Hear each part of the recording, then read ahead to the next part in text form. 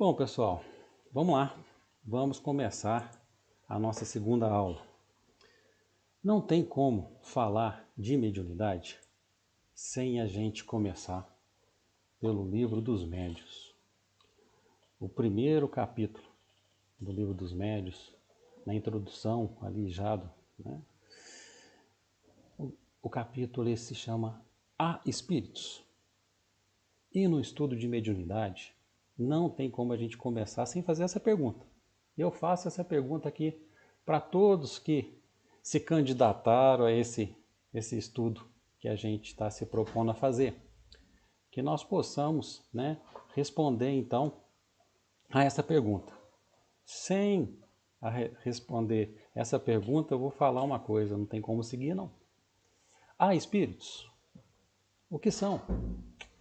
No Livro dos Médiuns, ele foi publicado em 1861. Ele foi o segundo livro, aliás, o primeiro livro depois do Livro dos Espíritos. O Kardec era um cientista, um estudioso, não era espírita. E ele começava a questionar tudo. Então, ele começa o Livro dos Médiuns exatamente com a dúvida que ele tinha. E querendo provar, não só para os outros, mas para ele também, há espíritos. Que fenômenos são esses que acontecem sem que a gente veja nada, sem que a gente veja nenhuma materialização, nenhum sinal de matéria? Então, a pergunta que fica no início do Livro dos Médiuns é: há espíritos? Nós acreditamos em espíritos? Gente, pode até ser curioso, mas existem médiuns nas mesas mediúnicas que duvidam. Será que tem mesmo? Será que esse efeito sou eu que estou vendo? Sou eu que estou sentindo?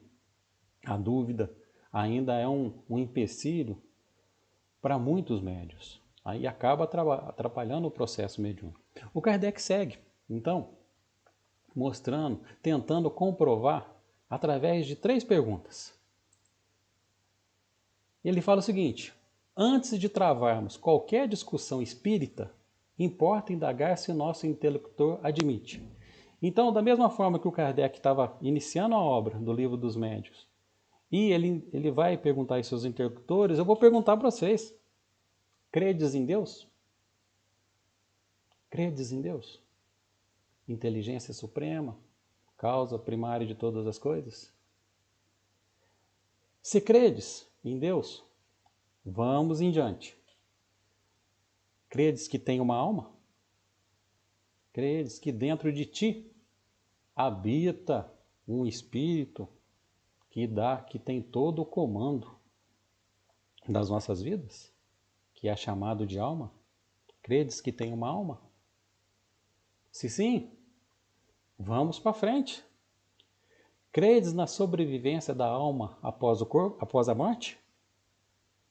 Olha como o Kardec constrói um raciocínio, porque ele também era totalmente desconhecido a ele. Ele foi atraído pelos fenômenos das mesas girantes, do que estava acontecendo naquela época, em 1850 que começou, 51, 52 e por aí vai, até ele publicar o primeiro livro, do Livro dos Espíritos, depois o Livro dos Médiuns, dentre outros, né? Então ele vai construindo. Então, se a gente tem a intenção de seguir esse estudo, a gente tem que responder sim para essas 3 questões. Mas eu deixo aqui o convite para aqueles que, porventura, ainda não tenham a fé, a crença que isso realmente existe.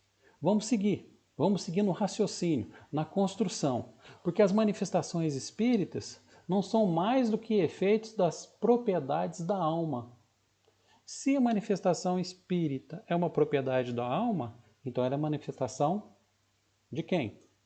Nossa. Seres que hoje estamos encarnados e depois vamos para o mundo invisível, digamos assim. Credes na sobrevivência da alma após a morte. E ele segue, construindo o raciocínio, fazendo mais questões. Então resta agora saber se o espírito pode comunicar-se com o homem. Isto é, se pode com este trocar ideias. Por que não? Se nós temos uma alma, se a alma sobrevive depois da morte, por que que essa alma não pode trocar ideia com a gente? Com os que aqui ficaram? E ele segue. Que é o homem, senão um espírito aprisionado num corpo? Se nós somos um espírito e hoje estamos alma, isso é só uma questão didática, nós estamos aprisionados nesse corpo físico, limitando as nossas ações. Segue. Por que não haveria o espírito livre de se comunicar com o espírito cativo, como o homem livre com o encarcerado? É como se nós estivéssemos, então, presos a esse corpo, somos prisioneiros desse corpo para poder vivenciar as nossas experiências, e os nossos amigos que estão libertos, estão em liberdade, creio eu que no mundo de expiação e prova, em liberdade provisória, porque daqui a pouco eles vão estar de volta também, né, no corpo físico.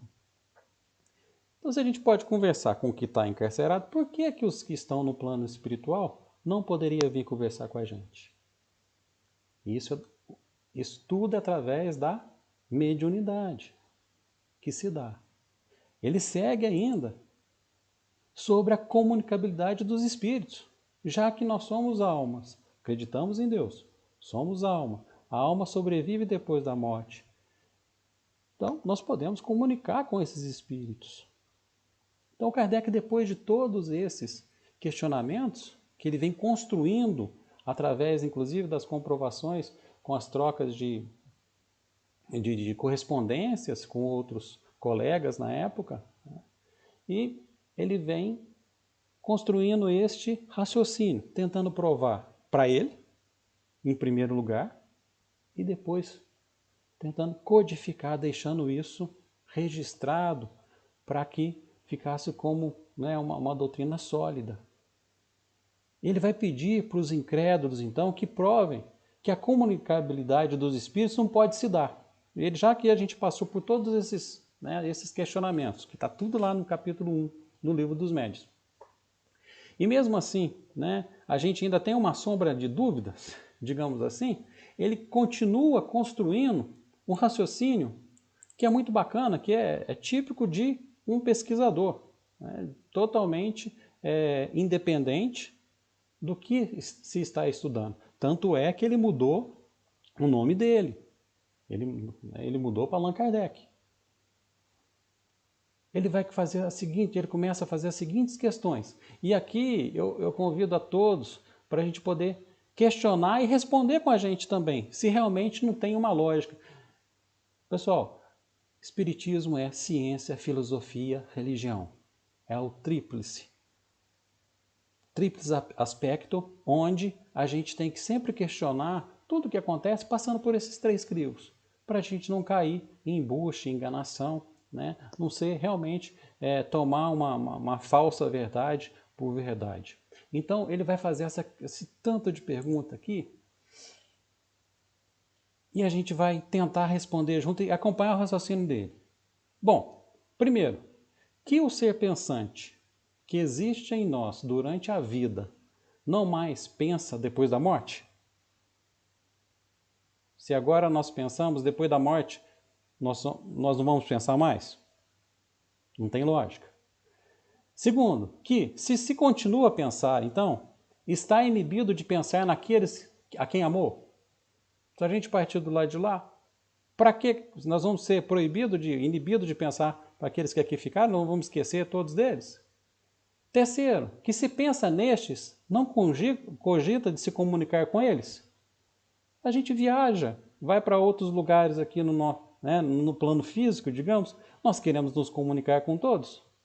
Por que depois do outro lado a gente não vai querer, simplesmente vai virar uma chave, a gente não vai conhecer mais ninguém, ou não vai amar mais ninguém, o amor vai acabar? Não tem lógica. Quarto, que podemos estar em toda parte, não pode estar que podendo estar em toda parte, não pode estar ao nosso lado. Se o espírito é livre, tem acesso a vários lugares, por que ele não pode estar do nosso lado? A não ser que ele não queira, né? Aí é outra situação. Sexto, que não pode, por meio de seu envoltório fluídico, atuar sobre a matéria inerte. Olha só, que, sendo-lhe possível atuar sobre essa matéria inerte, não pode atuar sobre um ser animado? Os fenômenos aí dos efeitos físicos. Oitavo, que tendo a possibilidade de atuar sobre um ser animado, não lhe pode dirigir a mão para fazer escrever? Mediunidade de psicografia. Nono, que podendo fazê-lo escrever, não lhe pode responder às perguntas, nem lhe transmitir seus pensamentos? Mediunidade de psicofonia. Olha só como que ele completa tudo e traz a gente para uma construção que não nos deixa dúvidas com relação a espíritos, com a existência dos espíritos.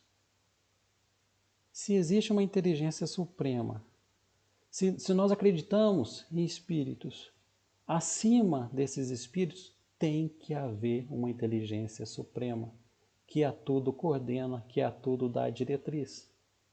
Olha como uma coisa vem ligando a outra e vem nos trazendo o conforto dessa verdade que nos clareia e explica muitas coisas.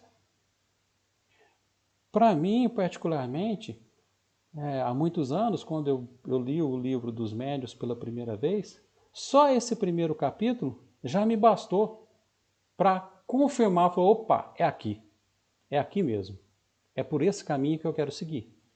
É essa verdade que eu quero construir. Olha que interessante. Nós temos que seguir o exemplo do Kardec. Construir a nossa verdade. Nós não temos que seguir ninguém, não, gente. Não temos que seguir ninguém. Nós temos que construir a nossa verdade. Se aquela verdade que a gente está construindo vai nos confortar, aí sim, vamos seguir ela. E olha, no livro dos Espíritos, na questão 459, o Kardec vai perguntar para os espíritos o seguinte: os espíritos influem sobre os nossos pensamentos e nas nossas ações? E os espíritos vão responder: a esse respeito, sua influência é maior do que credes, porque frequentemente são eles que vos dirigem. Olha só, se são eles que nos dirigem pela intuição, pela mediunidade, e aqui a gente reforça que todos somos médiuns, né? Ou algum de vocês, ou algum de nós, já não teve uma intuição? Já não teve já não sentiu alguma coisa que, sem a olhos vistos, teve explicação? Um sentimento, um cheiro, um gosto, né? Um arrepio. Isso tudo são processos de manifestação mediúnica, de comunicabilidade com o plano espiritual. O que faz a gente ter esse intercâmbio com o plano mediúnico, com o plano espiritual, é exatamente a nossa sintonia, a nossa vibração. Olha só que bacana. Seguindo um pouco aqui, como o nosso propósito é da construção de uma verdade, né, e entender muitas vezes o que acontece com a gente, muitos vêm para a casa espírita e não sabe lidar com a mediunidade e os fenômenos vão acontecendo, os sentimentos, as manifestações vão acontecendo nas suas vidas sem que ele saiba o que está acontecendo com ele. Mas antes disso, nós temos que dar uma passeada pela história da mediunidade, essa evolução histórica da mediunidade. Então o propósito nosso é, né, depois a gente dar essa construção na verdade, né, dos espíritos de Deus, a gente dá uma passeada sobre a evolução histórica da mediunidade. Não foi Kardec que inventou a mediunidade, não foi Kardec que inventou os espíritos. A mediunidade não é de exclusividade do espiritismo. Existem N religiões onde existe a manifestação de espíritos, existe o processo mediúnico, cada um com a sua doutrina, cada um com seus conhecimentos, com a sua crença, né? Então não é condição, não é verdade, o Kardec não é dono do plano espiritual dos espíritos. Ele simplesmente codificou tudo o que estava acontecendo à época, né, que estava eclodindo, porque nada acontece sem estar no devido tempo. Né? Para o Cristo vir à Terra, foi necessário primeiro que viesse Moisés. Os homens vão evoluindo e vão construindo a sua história na sua evolução, né? E a cada vez mais vai despertando capacidades até então adormecidas no seu ser. Isso vai somando e ele vai tendo a capacidade de a cada vez ter condições de acessar memórias, acessar as suas qualidades, os seus defeitos mesmo, para poder corrigi-los. Então, nessa construção. A mediunidade, então, sendo a mediunidade uma faculdade inerente ao ser humano, mais uma vez, não foi o Kardec que inventou, a comunicação entre os dois planos da vida sempre foi conhecida, desde tempos imemoráveis, desde que imemoriais, tempos imemoriais.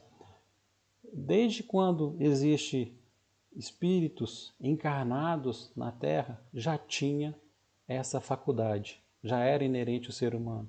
Onde os primeiros habitantes, né, da Terra chamava Deus qualquer coisa que escapava ao seu conhecimento. Na falta de alguma coisa, o sobrenatural, né, os fenômenos da natureza, os indivíduos com habilidades que se distinguiam dos demais, eles chamavam de deuses e rendiam cultos, né, oferecendo a esses deuses sacrifícios humanos, de animais e também de oferendas, de frutos, né, da terra.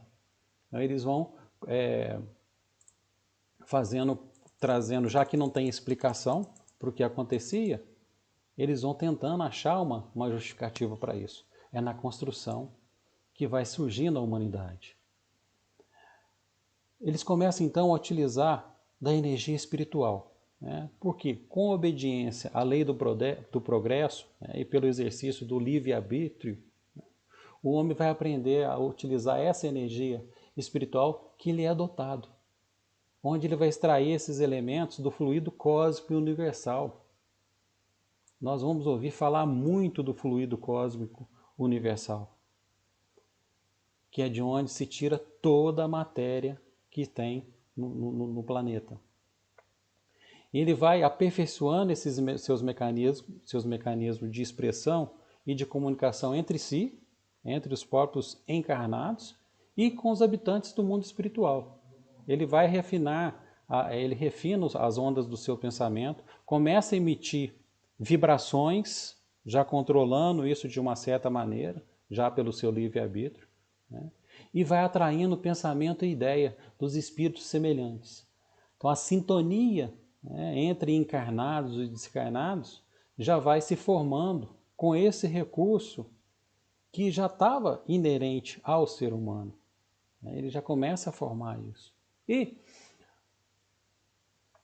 André Luiz, na Evolução em Dois Mundos, ele vem afirmar que a intuição foi o sistema inicial do intercâmbio, que vai facilitar a comunhão entre encarnados, desencarnados, encarnado com encarnado, encarnado com desencarnado, desencarnado com desencarnado. Né? Ele afirma também que a produção desse pensamento contínuo, né, pelo espírito, vai caracterizar aqui, que é caracterizado, né, pela emissão do mental do ser humano, ele habilita o perispírito a desprender-se parcialmente em momentos do sono. Olha só, aqui também uma palavra que o Kardec utiliza muito na codificação, né, que ele exemplifica, chamando de desdobramento, que é o sair do corpo enquanto se está no sono físico. Isso já era feito desde o início, né, da humanidade, desde quando já começa a ter a intuição e também o pensamento contínuo por espírito.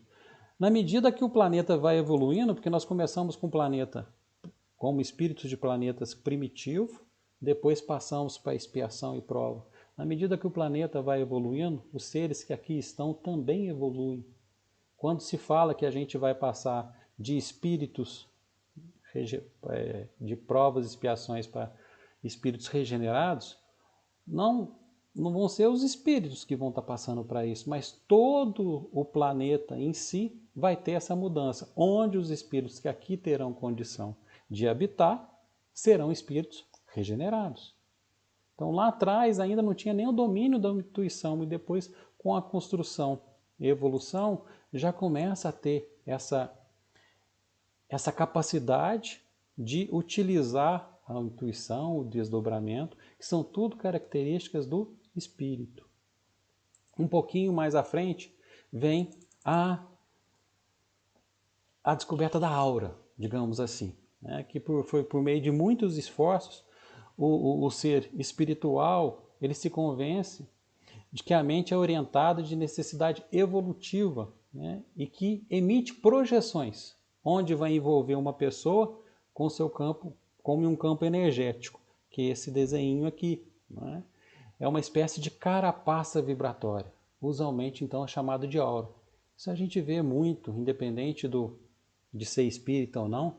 A aura do fulano está escura, a aura está clara, eu vejo a tua aura. Isso nada mais é do que esses campos vibratórios, essas projeções, onde sim refletem a nossa energia, refletem o nosso sentimento, refletem o nosso estado de espírito.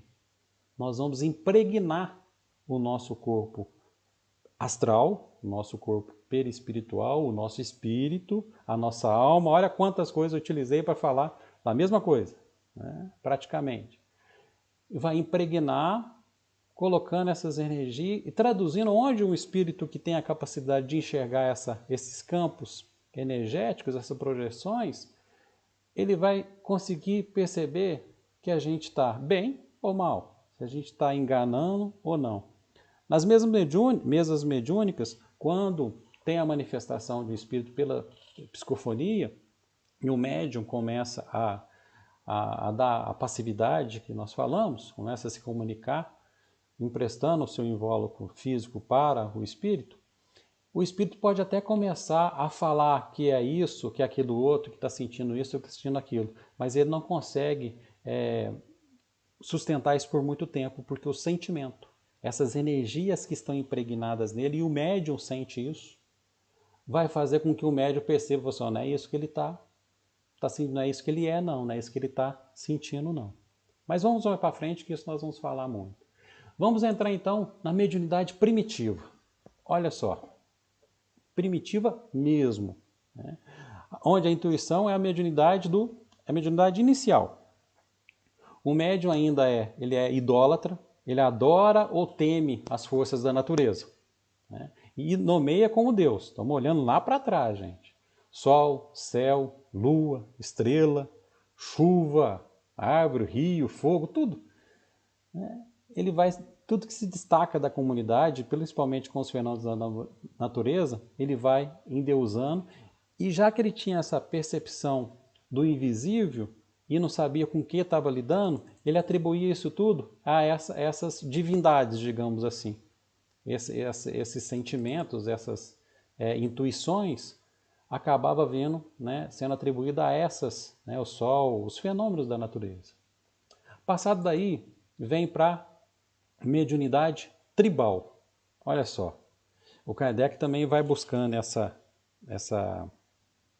esse estudo, né, essa construção, e aqui a FEB pontua para a gente muito bem, vai desenvolver-se então a mediunidade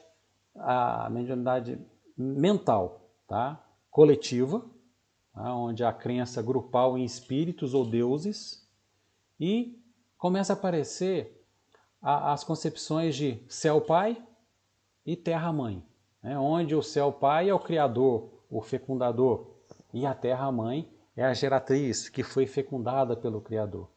A mediunidade começa a ser construída e ela vai pegando atributos cada vez, vai somando ao que ela já conhecia, digamos assim, e vai desmistificando ou substituindo até esses deuses, né, na construção que vai sendo feita, e na medida que vai conhecendo o plano espiritual, ou pela intuição, né, ou pela própria percepção de tudo que acontece, o ser humano ele vai construindo essa forma de comunicação. Daí começa o fetichismo. Olha que nome doido, fetichismo, né, que é o culto de objetos que se supõe representarem entidades espirituais e que possuem poderes. Né? É uma forma mais aprimorada do mediunismo tribal. Nós saímos do mediunismo, né, acabamos de passar por ele, né, e vai apresentando um forte colorido anímico, que coloca mediunidade anímica. Guardem isso também, nós vamos ouvir muito isso. Manifestação, isso é animismo, isso é do médium, isso é do espírito, esse médium é anímico. Não é? Isso é um termo que inclusive tem um preconceito e um desvio muito grande sobre ele, né, que se não bem tratado pode, se não bem esclarecido ao médium, pode comprometer até a sua liberdade em estar manifestando. Então ele começa já a dar esse colorido anímico, né? Os cultos aos fetiches começam a aumentar com esses objetos e materiais que acabam representando a divindade ou até mesmo espíritos. Vai surgir aí a forma do curandeiro, feiticeiro. Nós já ouvimos muito falar disso, né? O curandeiro, feiticeiro durante a história. E depois começa a chegar pelo desvio, né, dessas energias, digamos assim, começa a ter a questão do voodoo e magia negra, né, que hoje nós conhecemos dessa forma. Né?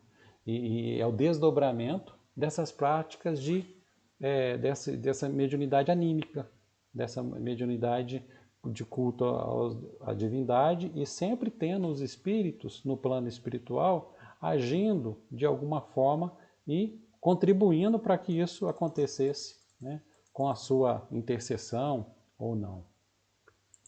Vamos lá, mediunismo mitológico.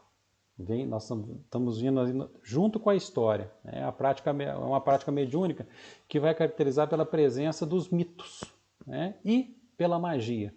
Nos mitos, a criação do universo, dos seres e da magia, né, que já começa as práticas mediúnicas e anímicas, com forte conotação ainda ritualística. A gente olha para o passado, a gente vê quanto ritual tinha nesses processos de comunicação com o plano espiritual. Era muito forte, sempre tinha muito ritual que estava por trás para poder dar às vezes até um sentido, já que não tinha conhecimento algum, né, naquela época. Olha outro mediunismo também que ficou muito marcado durante a história, que é o mediunismo oracular. Ele aparece no início da chamada civilização. Né? Ele é politeísta e é religioso também. Os oráculos, ele era o cerne de toda a atividade humana. Não se fazia nada sem consultá-los. Nada fazia sem passar pelo oráculo. O mais importante à época era o oráculo de Delfos. Né? Ele virou o centro dessa mediunidade oracular. Ele representava a divindade. Ora falava por voz direta, podia estar encarnado em um médium ou ocupar temporariamente o corpo, né, para se manifestar. Já começa a tomar mais forma e trazer mais para o homem. E aí então nós começamos já a chegar quase próximo da gente, né, que são a prática mediúnica dos iniciados. Né? Onde? Nos povos egípcios, a mediunidade de cura, né, especialmente era relatada lá no livro dos mortos, era muito forte, né, com os conhecimentos que tinha da época, né, e isso começa a ser desenhado e já registrado, né, em um livro, né, que é o chamado Livro dos Mortos, por essa cura que os egípcios acabavam, né, tendo esse contato com já esse desenvolvimento pela sua evolução como povos que vieram, né, de outros orbes. Já os hindus, né, onde os Vedas, que é a base, né, no livro Os Vedas, que é a base, né, bem extensa do sistema das escrituras do hinduísmo, né, que é a literatura mais antiga da língua indo-europeia, eles já começam a iniciação mediúnica com intercâmbio com os espíritos. Eles vão se revelar os mestres do domínio das práticas anímicas, né, como o faquirismo, né, o famoso faquir, e o desdobramento espiritual. A mediunidade começa a tomar um corpo maior, né, já com os hindus. E, já quase próximo aqui da gente, os judeus, né, onde a mediunidade já é mais natural, revela ela mais exuberante na Bíblia, vai apresentar uma variedade de fenômenos, né, de efeito físico e de efeito inteligente, né, e o profetismo, né, que é o tipo do mediunismo que mais vai se destacar, né, com o surgimento dessa primeira religião, que foi o judaísmo, né. E nesse cenário a figura do Moisés é a mais importante, né, que ele vem. Né? Ele tinha várias capacidades mediúnicas, né? Muitos recursos. E Deus concede a missão a Moisés de trazer para o mundo o decálogo, né? Que são os 10 mandamentos da lei divina, que veio, conforme relatos, através da psicografia direta. Né? Então, olha só, está bem próximo já do que o que a gente entende das manifestações realmente mediúnicas hoje. Outro fenômeno que acontece narrado na Bíblia é o fenômeno dos Pentecostes. No Novo Testamento, o dia de Pentecostes ele é caracterizado por ser o maior feito mediúnico conhecido. Está lá em Atos dos Apóstolos 2, de 1 a 13, onde os apóstolos e os discípulos vão demonstrar o maior entendimento da mediunidade que é utilizada para auxiliar o próximo. E durante a história, a gente tem muito conhecimento de que tudo que é novo é combatido. Tudo que as pessoas não conhecem ou que de alguma forma acaba ameaçando qualquer tipo de poder ou qualquer tipo de autoridade, né, acaba atraindo, né, muitos inimigos. E o espiritismo não, perdão, a mediunidade vai sofrer muito já na Inquisição, né, na Idade Média, onde a mediunidade ela é perseguida pela ignorância e pelo fanatismo. Né? Vários médiuns eles são submetidos a vários suplícios atrozes mesmo, muitos condenados a morrer queimados na fogueira, né, por decisões que consideravam os inquisidores, eles consideravam a manifestação dos espíritos como uma ação de forças diabólicas. Olha só, a falta de conhecimento, mas faz parte também do processo, né, da construção da nossa história. O martírio que muitos médios acabaram passando, foram submetidos, né, principalmente pela ignorância, e olha só, eles vão acontecer ainda muito até os dias do início do Espiritismo. O Espiritismo ainda foi muito combatido, como relata para a gente no Auto de Fé em Barcelona, que aconteceu em 9 de outubro de 1861, logo depois do lançamento do Livro dos Espíritos, né, e o Livro dos Médios também, que foi lançado em 1861. Né. A história vai registrar o Auto de Fé em Barcelona, onde eles queimaram 300 volumes de brochuras espíritas por ordem do bispo da província, né, em 9 de outubro de 1861. Né, na tentativa o quê? De destruir essa nova doutrina que surgia, a doutrina dos espíritos, onde ameaçava muitas verdades da época, né, e que eles não conseguiam combater com outras verdades. Simplesmente era para poder combater, para poder acabar com aquilo de novo que estava surgindo, né, e que ainda não era comprometido. E Kardec, ele desanima a princípio, mas depois, com a orientação do plano espiritual, ele vem falar o seguinte: queimam-se os livros, mas não se queimam os espíritos. Né? E é o que ficou. Tanto é que o espiritismo foi a árvore, né, do Evangelho, foi transplantado da Europa para o Brasil, porque lá a espiritualidade já começa a perceber que não teria um campo fértil para poder, exatamente, essa árvore do Evangelho florescer. Então vem trazer para um continente onde estava sendo preparado exatamente para poder receber essa árvore. E, gente, não é porque nós somos bons, não, que nós nascemos aqui no Brasil, então quer dizer que se a árvore do Evangelho está aqui é porque nós somos coisas boas. Muito pelo contrário, nós somos espíritos muito devedores que estamos tendo a oportunidade de poder pagar com juros e multa os nossos débitos do passado.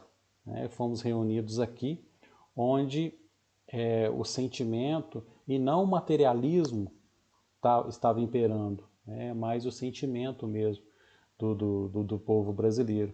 E isso vem fazer com que o espiritismo realmente tenha uma força muito grande no Brasil. Ele, a maior potência a maior número de frequentadores ou de adeptos da doutrina espírita é no Brasil, apesar da doutrina ter sido codificada na França.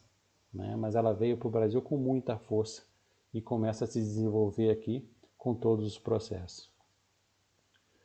Enfim, a mediunidade, então, e a sua utilidade. Para que serve isso? Qual que é o comprometimento do médium? Muitas pessoas falam assim para a gente: nossa, eu queria tanto ser médium. Nossa, eu queria tanto dar passividade.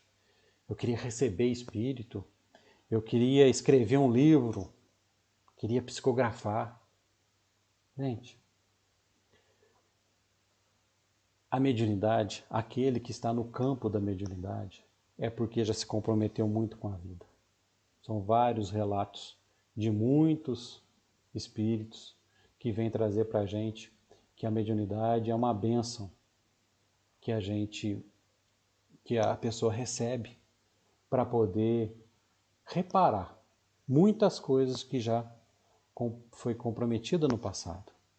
Então, como diz lá no Evangelho segundo o Espiritismo, no capítulo 23, vai falar o seguinte: como intérpretes do ensino dos espíritos, os médiuns devem desempenhar importante papel na transformação moral que se opera. É um alerta para o médium porque não é na transformação moral do outro, é na transformação moral nossa, daquele que está sendo o intermediário, que está sendo o médium. É nessa transformação moral. O comprometimento é muito grande no exemplo, nas coisas que tem que fazer, em tudo que tem muitas vezes, que se privar, sim. Muitos vêm: eu quero ser médium. Tá, mas você tem que parar de beber. Ah, não, mas parar de beber eu não paro não. O que tem? Que bobagem que é essa? Nós vamos ver que nós somos todos sintonias. Nós vimos aqui na primeira aula como que funciona essa sintonia no plano espiritual. Plano espiritual só não, nas nossas vidas. E ele segue: os serviços que podem prestar guardam proporção com a boa diretriz que imprima as suas faculdades, porque os que se enveredam por mau caminho são mais nocivos do que úteis à causa do espiritismo. A gente pode mais comprometer o espiritismo do que ajudar, se a gente não tiver o comprometimento com a doutrina, com Deus. Se nós viemos como médium de trabalho, que é o que a gente fala, que são aquelas pessoas que têm a mediunidade ostensiva, é porque nós já assinamos um contrato do outro lado de vida, onde nos comprometemos a fazer algo pelo outro, utilizando esse intercâmbio, essa capacidade de conversar com o plano espiritual. Não dá para ser médium de final de semana. Isso não existe. Não tem como assumir a mediunidade e de vez em quando. Ah, esse mês eu vou no centro, esse mês eu vou na reunião, esse mês eu vou dar passividade. Ah, hoje eu vou receber espírito. Gente, não é assim que funciona. Vai ter espíritos que vão se manifestar? Vai, mas com nenhuma condição, às vezes moral, para poder auxiliar, porque a condição moral quem dá é o médium, é a sintonia. Aqueles que nós vamos atrair para nós são aquilo que a gente tem feito. É muito importante a gente falar também o seguinte, que se tiver dois médios, um com o seu intelecto, a sua inteligência muito desenvolvida, mas a moral nem tanto. Outro médium, totalmente sem nenhuma cultura, né, mas a sua moral elevada, a espiritualidade maior vai escolher aquele que tem a maior moral, mesmo que seja mais limitado. O que é essa limitação nessa utilidade da mediunidade? A espiritualidade vai utilizar do médium aquilo que ele já tem de experiência. Então, todas as questões que o médium for transmitir, vai ser buscado dentro do cabedal intelectual da pessoa. Tem algumas manifestações que o espírito é perguntado, questionado, você consegue transmitir para o médium tudo aquilo que você está pensando? Ele responde que sim, que consegue. E o médium consegue repassar exatamente o que você está dizendo? E o espírito vai falar, não por completo, porque ele não tem palavras que eu utilizaria. Então ele vai usar as palavras que o médium conhece. Olha que interessante. Então quanto melhor, mais preparado tiver o médium, mais útil ele vai ser para os amigos do plano espiritual. Somos verdadeiras enxadas. Somos enxadas. Se tivermos bem afiada, vamos produzir mais. Se tivermos cegos, né, com um corte totalmente, né, sem ter condições de carpir, nós vamos produzir muito pouco. Mas vamos produzir. A espiritualidade não perde tempo. O que ela tem, e ela vai sempre cobrar da gente, é esse comprometimento não com o espiritismo, não com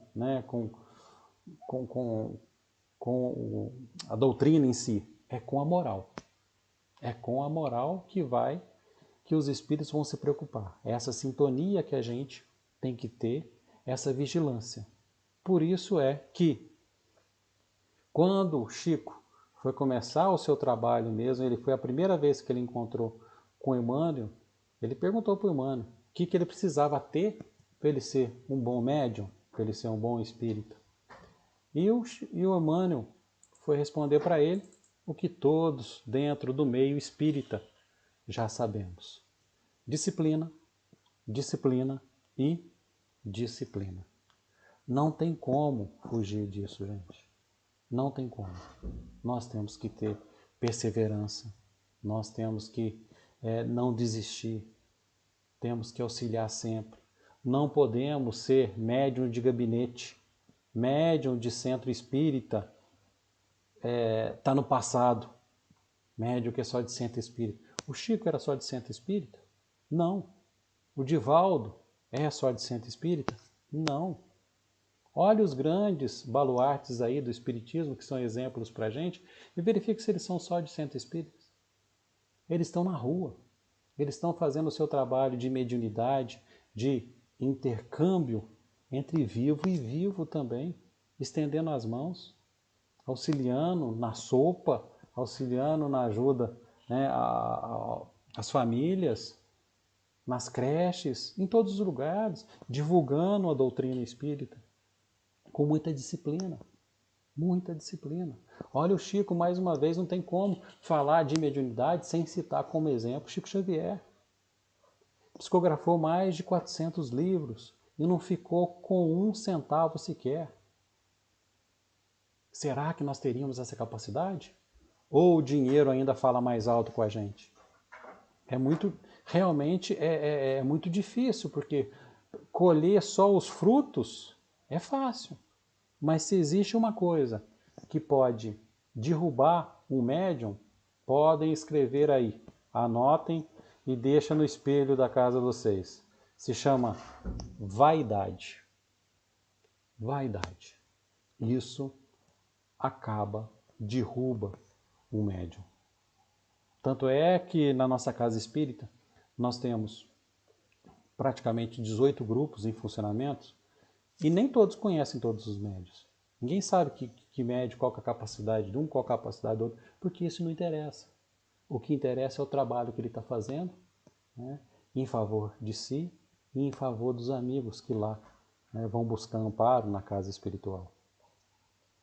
Então isso, gente, essa construção que nós passamos aqui, passando, né, da existência do espírito, né, realmente, como ser médium se você não acredita em espírito? Mais uma vez, não tem como. Intermediar o quê? Ouvir o quê? Escutar o quê? Sentir o quê? De onde? Não tem. Mas cada vez mais nós temos várias provas onde esse intercâmbio nos ajuda demais. Nós somos os donos das nossas vidas, temos que ter as rédeas nas nossas mãos. Mas como Kardec mesmo perguntou aos espíritos, eles responderam que os espíritos, a maioria das vezes, eles nos conduzem auxiliando, dizendo alguma coisa, tirando a gente de uma situação que a gente não precisaria estar. Mas não existe nenhuma proteção especial para médium, viu, gente? Se você está querendo ser médium só para ter um direito de entrar no nosso lar, pode tirar o cavalo da chuva. Que isso não credencia ninguém para entrar no nosso lar ou qualquer colônia que seja. O que vai credenciar são as atitudes. Chico Xavier falou uma vez o seguinte: se Allan Kardec tivesse dito que fora do espiritismo não há salvação, e diga-se de passagem, fora da mediunidade não há salvação, o Chico falou, se o Kardec tivesse dito isso, eu estaria fora há muito tempo. Mas o que ele disse foi, fora da caridade não há salvação. E nela não tem bandeira alguma. Não tem bandeira se é religião A, B ou C. A caridade cabe em todos os lugares, sem exceção. Sem exceção. Nesse direcionamento, nesse autoconhecimento, onde os espíritos vão se aproximar da gente pelo aquilo que a gente é. Não por aquilo que a gente quer demonstrar, pelo aquilo que a gente é e que a gente pode oferecer. Sabe? Os nossos mentores, os nossos guias espirituais, os nossos anjos, né? Eles vão se aproximar, eles sabem exatamente qual é a nossa capacidade. Quando na reunião passada nós mostramos lá o psicoscópio, o nosso mentor não precisa de psicoscópio, não. Ele sabe exatamente que jeito que a gente está hoje, o que a gente está pensando, quais são as formas, pensamentos que nós estamos emanando. Isso tudo, gente, por que eu parei um pouco aqui e estou falando isso? Porque isso tudo é processo mediúnico. Por isso que a gente fala que todos somos médiuns. Nessa criação contínua que a gente tem, no desdobramento do plano físico, ou vocês acham que só médium tem desdobramento durante o sono? Não é. Somos todos.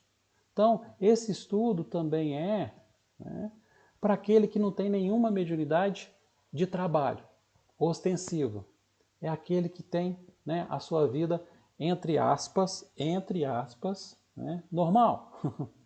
Não que o médium seja um anormal, mas vai servir para a gente conduzir nas nossas atitudes, atrair aquilo que a gente precisa realmente dar valor na vida. Quantos amigos nós vamos fazer no plano espiritual? Quantas pessoas a gente já não auxiliou? Gente, se existe uma coisa que é mais gratificante, não tem coisa que é mais gratificante numa reunião mediúnica, quando algum espírito que a gente atende, no socorro, no atendimento, ele é atendido nas suas dificuldades, no seu sofrimento, independente do que ele esteja passando, a espiritualidade o leva para os prontos-socorros no plano espiritual. E tempos depois ele volta e fala assim, eu estou aqui só para agradecer. só para agradecer o que foi feito nessa casa espírita, por ter me ajudado.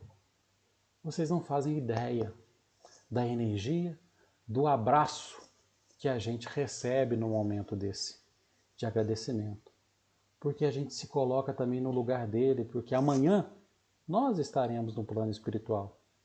E dependendo das nossas atitudes hoje, não vamos ter nem condições nem de entrar numa casa religiosa, se a gente não vigiar os nossos pensamentos. É uma coisa para a gente pensar, né? Eu acho que é isso. Mas antes da gente finalizar, e hoje tem o jogo do Flamengo, né? Deve ter um tanto de gente já querendo desligar e assistir lá Flamengo e Fluminense. Vou deixar um dever de casa, que o nosso estudo, afinal de contas, é estudo e prática.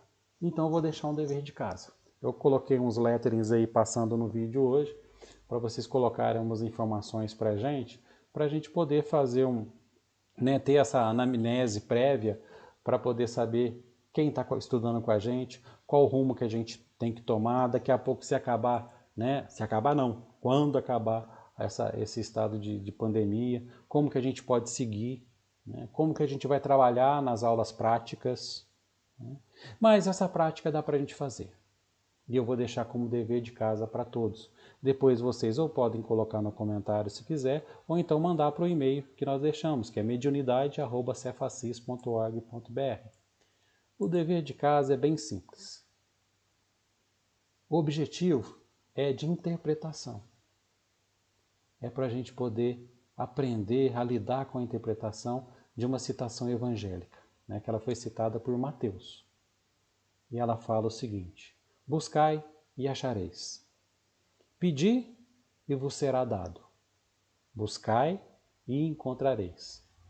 Batei e será aberto para vós. Pois todo aquele que pede, recebe. E aquele que busca, encontra. E ao que bate, será aberto.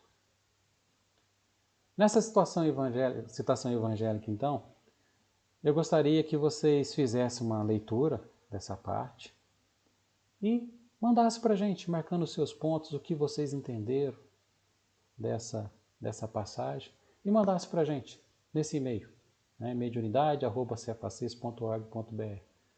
Não está valendo ponto, viu? Mas é um exercício para a gente poder ir habituando. O tempo todo a gente está aprendendo. Às vezes as pessoas falam que tem uma dificuldade muito grande em interpretar as passagens evangélicas. Então vamos fazer esse exercício. Não tem como a gente aprender sem fazer. Então vamos fazer isso. Eu vou deixar como dever de casa. Aqueles que puderem, não tem nada obrigatório aqui. Nada. É o comprometimento com cada um. Puderem, passa para a gente e-mail, a gente vai dar uma olhada, comenta junto com vocês, devolve para cada um, tá bom? Eu acho que por hoje é isso, Encerramos aqui a nossa segunda aula. Espero que todos tenham aproveitado aí esse passeio pela história, que apesar de ser muito teórico, ele é muito rico para situar a gente como nós estamos hoje, porque querendo ou não, nós passamos por esse passeio. Nós somos espíritos reencarnacionistas, e já estamos habitando esse planeta há muitos e muitos anos.